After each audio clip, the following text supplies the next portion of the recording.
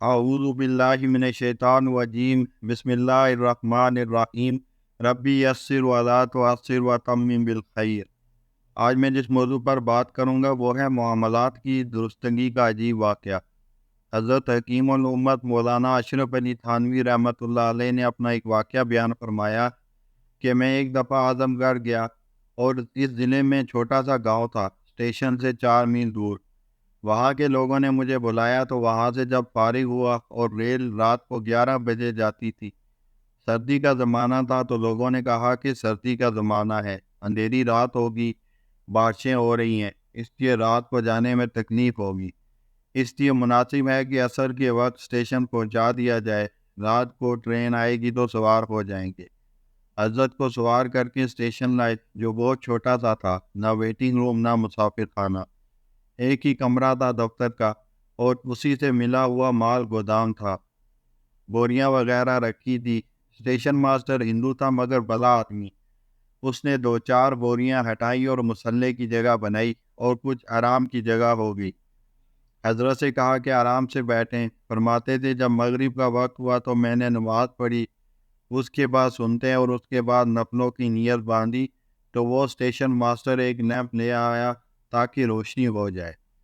حضرت تھانوی رحمۃ اللہ علیہ نے فرمایا کہ مجھے یہ خطرہ ہوا کہ مال گودام کے لیے گورنمنٹ نے کوئی لیمپ رکھا نہیں ہے، یہ محض میری وجہ سے لایا ہوگا، تو میں گویا غاصب ٹھہرا، میرے لیے حق نہیں کہ اسے استعمال کروں۔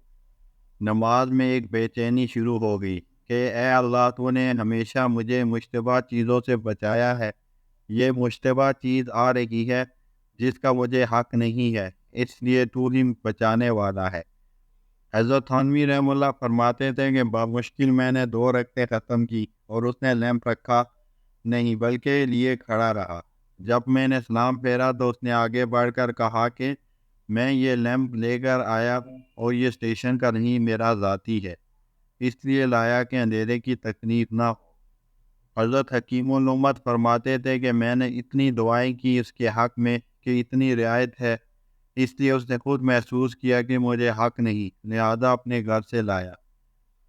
جب طبیعت میں سلامتی ہو تو کافر بھی ہو قدرت رہنمائی کرتی ہے، بشرط ہے کہ مذہب کا کوئی جذبہ موجود ہو، اخلاقی قدریں اس کے اندر ہوں۔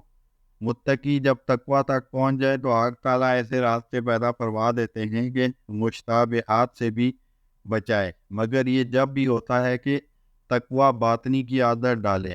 جو تقویٰ ظاہر کا ہے وہ تو یہ ہے کہ برا عمل نہ کرے، ناجائز نہ کرے، ہر کام جائز عمل کی حد میں، اور ایک ہے باطنی تقویٰ، وہ زیادہ دقیق باریک ہوتا ہے، ہر ایک کی رسائی نہیں ہوتی جب تک کہ اعلیٰ درجے کا متقی نہ ہو۔